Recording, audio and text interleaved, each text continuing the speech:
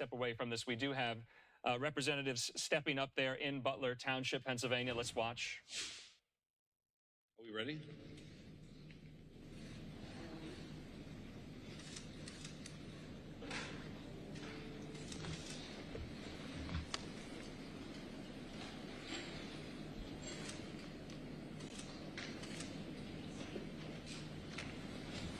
Is everyone ready? Ready? All right. So my name is Kevin Rojek. That's R-O-J-E-K. I'm the special agent in charge of the FBI Pittsburgh field office. The first thing I want to say is that the FBI stands with the people of Butler County in Western Pennsylvania, and our hearts go out to the victims of this heinous act which occurred today. This is our community, and I wanted to let the public know that the FBI has deployed a number of our resources, including investigative agents, our evidence response team, bomb technicians, and we have additional resources coming from other field offices, as well as from FBI headquarters, including our evidence response from Quantico, Virginia. We have intelligence analysts as well, working from our field office in Pittsburgh, working feverishly to attempt to identify the individual who did this and any motives behind why this was done. Right now, we need the public's help. Anyone who was on scene, who saw anything, who identified any information, please report that to the FBI using either the phone number 1-800-CALL-FBI or online at fbi.gov/Butler.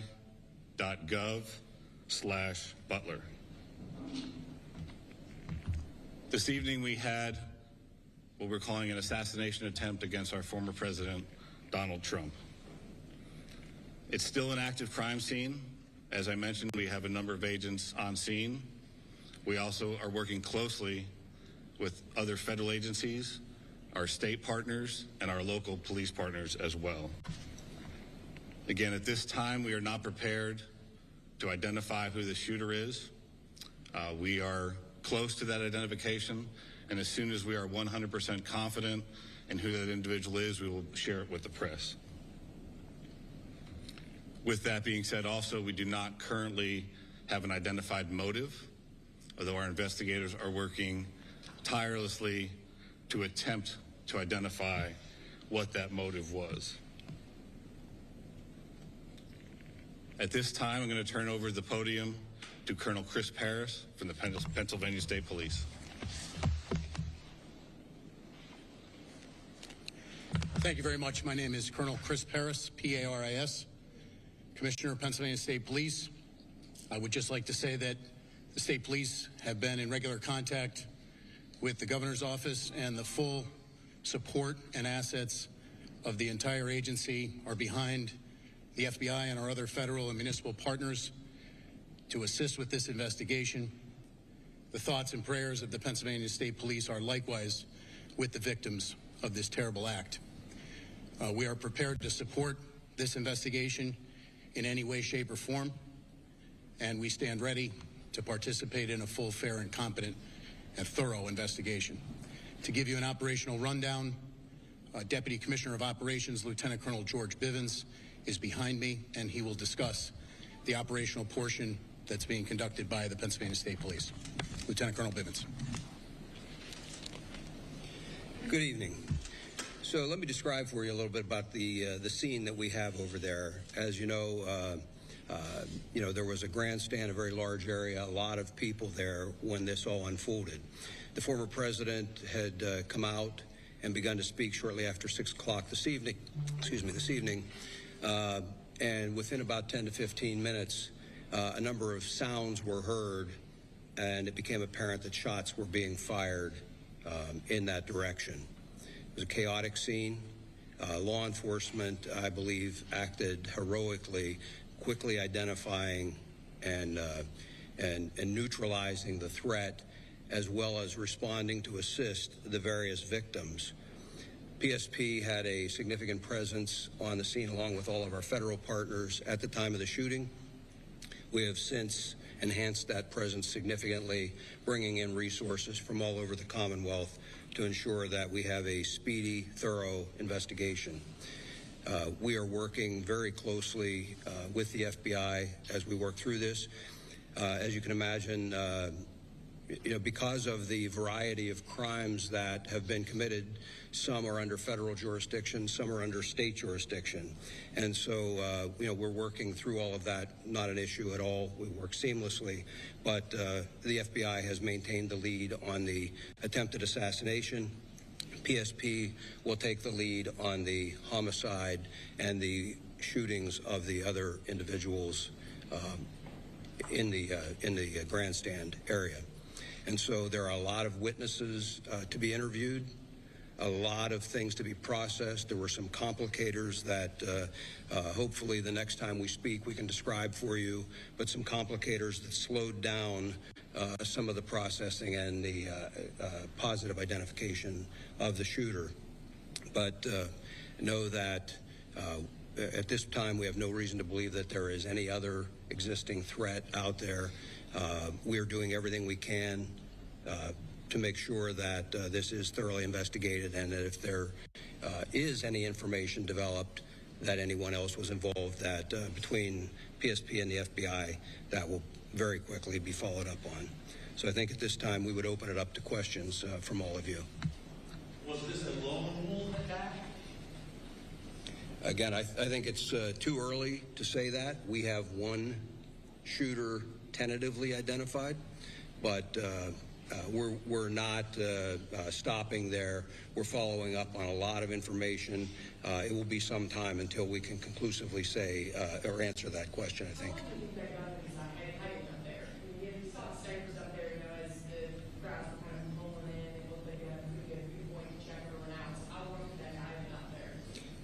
Again, that will all be part of the investigation, but that will all be part of the investigation.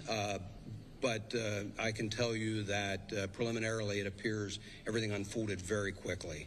So, again, we'll have more information on that, but it's just too early to start definitively saying this happened at this exact time. And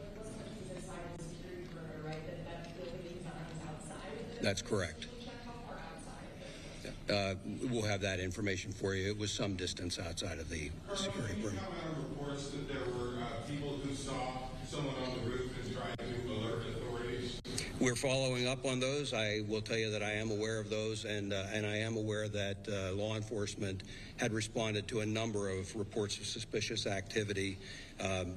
The specific response to this will be all part of the after action, but yes, law enforcement was responding to check on several suspicious occurrences. What were the other suspicious occurrences? That will all be part of the investigation. So you said that you're close to identifying the shooter. Could you at least confirm that he is from Butler County, Pennsylvania? Is there anything else? Did he have any affiliation with that company, do you know? So again, we're not prepared at this time to provide the identity of the potential shooter. We're in the process of doing the confirmation, and once we have the confirmation, we'll release the name officially to the press. But at this time, we can't give any further information on the potential shooter. No, it's a matter of doing biometric confirmations. So there was no identification on the individual, as an example. We're looking at photographs right now, and we're trying to run his DNA and get biometric confirmation on. Would you be able to comment just what police found left behind? Any possible devices? Did you find any extra guns? Just anything else you'd be willing to comment? Not at this time. No, we're still in the process of an active investigation, so we'd like to reserve releasing any information like that until we have more facts. Today, was there any heightened threat level, credible threat level that you guys were aware of more so than what is typical for an event like this? From the FBI's perspective, no. We did not have any specific threat information related to this event. And on that, you talked about how it happened so quickly, and we know that there is at least 2 casualties, including a gunman at this point, that we're aware of. Absolutely. Oh, absolutely. Comment more about that and how it was taken care of so quickly? So I think the credit goes to not only the Secret Service who was on site, but also the state and local partners who were there on site and were able to react immediately when the incident occurred. Do you know how many officers fired their weapons? I do not. I understand that it's very early and there's still going to be a lot of questions, but I mean, is this a failure of security? Really, at this point, we're not going to make that assessment. There's an active investigation. A lot of things need to occur investigatively to make those determinations of what, if any, failures there were. So we can't comment on that at this time. You can say if Secret Service had checked those buildings, or we're keeping a close eye, or... Really have to defer to Secret Service for those questions. Had the AGR property prior to the event, and were there police at that location at any point during the event? Are you saying the location where the shooter was located? Yes. I don't have any information on that. You'd have to defer to Secret Service. When do you think you will release? When will the name of the shooter be released? I mean, any inkling of when that might happen, tomorrow, or? So that'll be as soon as we've confirmed 100%, we're willing to release that. So if we have, as far as the contact information for the press, we should be able to do that within the next few hours, I imagine. I'm sorry. So there was a vehicle being checked out far from here. We've also heard of a possible related scene in Bethel Park. Is there anything you can tell us tonight about other areas where law enforcement may be searching in relation to this event? Again, right now we're tracking down all leads and doing all interviews and tracking anything that we can regarding suspicious locations, vehicles, locations, interviewing individuals. So it's all related to this event, but I can't confirm or deny anything that's going on beyond that. Can you tell us about the weapon that the shooter used? As far as the details of the weapon? Yeah, what kind of rifle was Do you want to that? come on that? What did he use? Until it's confirmed, I would come back. Okay. Until we have the confirmation of who the shooter is, and we'll release that as part of the investigative details later. You said like extra resources, and one of the things that you said was bomb technicians. So is this standard procedure, or do you have reason to believe that there are bombs somewhere in Butler County? I just want to, can you just walk us through that? It's primarily standard procedure of any suspicious packages. In this case, there was identification of suspicious packages around where the shooter was, and so we deployed, in an abundance of caution, bomb assets to make sure that those were cleared for investigators to move safely in the area. We're still working on, it's still an active crime scene, so I'm not going to say that the scene is 100% clear at this time. Why are there any Secret Service agents here right now for this press conference? So Secret Service wasn't available for the press conference at this time. I understand what you're talking about. You're talking about packages, but the suspicious packages are what you're share. Really anything. I don't have specifics on what they were looking at, but there's people in the crowd will leave bags as they're fleeing the scene like this. So any suspicious packages we have to treat as it may be an explosive device. And how quickly, this wasn't, I guess, just Secret Service, which we're not going to talk about, I guess, but when you guys jumped into action, how long was it taking for it to take down that shooter? How quickly did everybody jump in and who ended up taking it out? So it was immediate, and we're still trying to figure that out. So we'll wait till we have more definitive information regarding that investigatively. What about the person in the crowd? Do you have any information about how they were killed?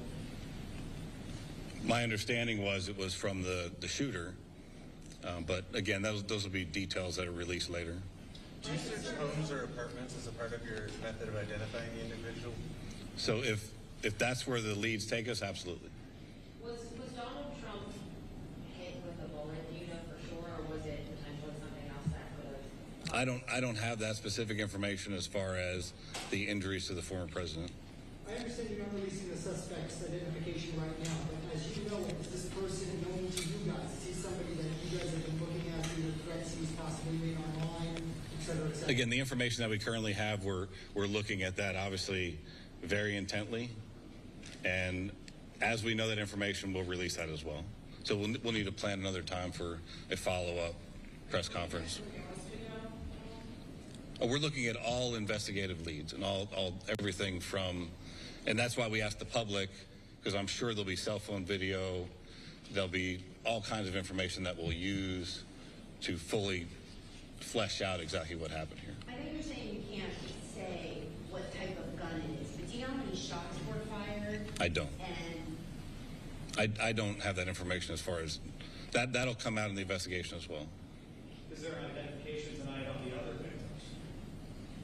victims? As far as the civilians, The civilians that were injured and killed? yeah. So we do have identification on those. We're not prepared to release it at this time. We have notified a number of family members, but they have not had an opportunity to notify extended family and things. I would confirm for you that we did have one individual killed, and I know I heard somebody say about 2 victims. There were 3 in total besides the former president. So 2 critically wounded, 1 killed. At this point, you know they were sitting near each other, and where in relation to the former president were they? I don't have their exact seating by individual. Again, that'll all be part of the investigation, but their shots were scattered somewhat, and so they weren't just into one particular location. you're saying just one fatality as of right now? Yes, The shooter and one fatality. the shooter plus 1 fatality. Okay. So there was 1 victim of the shooter who was killed, and then the shooter was killed. And then 2 in critical. Yes, ma'am. Witnesses say they saw a semi-automatic rifle used by the shooter.